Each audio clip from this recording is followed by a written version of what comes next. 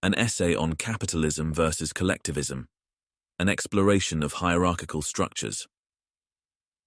You may have been thinking as you read the last essay that it seems contradictory to argue that capitalism, a system with such visible inequality, yields profound fairness.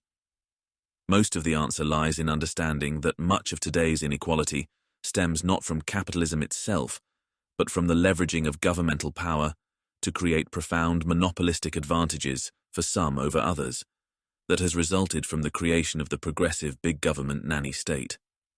Such extreme advantage and imbalance would be minimized in a government that properly applied the principles of the Constitution of the United States of America. Capitalism, by its very nature, is voluntary. One could become a craftsman making rocking chairs, one could start a business mass-producing rocking chairs, or one could seek employment with either type of the aforementioned companies, all the options offering their own pros and cons. Of course, objective fairness is nearly impossible, but because it is voluntary, it allows every citizen to make the best situation possible, with those options becoming very much improved for all, as the system becomes more robust and flourishes. Free enterprise champions individual freedom, rewarding merit, innovation, and hard work. It acknowledges the dictum: you can replace a middleman, but you can't replace his function. In this system, intermediaries, be they traders, brokers, or managers, are indispensable for connecting producers and consumers, ensuring the smooth operation of commerce. They serve functions like reducing transaction costs, facilitating exchanges, and bridging knowledge gaps, all of which foster a thriving market. Consider the merchant who brings goods from distant lands, the banker or venture capitalist who legitimately risks the funds necessary for new ventures, or the manager who coordinates efforts in a factory. These individuals, though seen as middlemen, are vital to the capitalist structure. They embody the functions that keep the machinery of free enterprise in motion, allowing the farmer, the baker, and the furniture maker to concentrate on their crafts.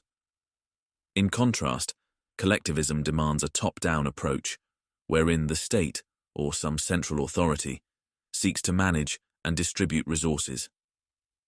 Hierarchical structures are inevitable here, though they often masquerade under the guise of equality. There must exist administrators, commissars, and enforcers who control the production and allocation of goods. The notion that all are equal under collectivism is undermined by the very nature of these necessary roles.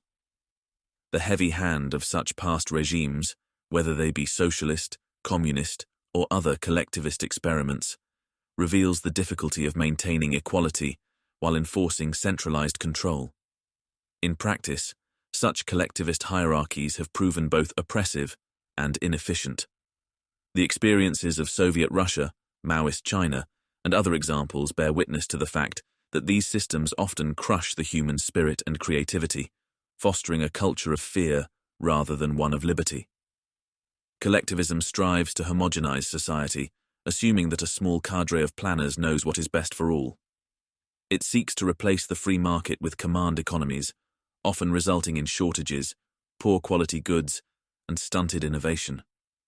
And yet the rulers themselves become the new aristocrats, wielding immense power over the so-called equal populace.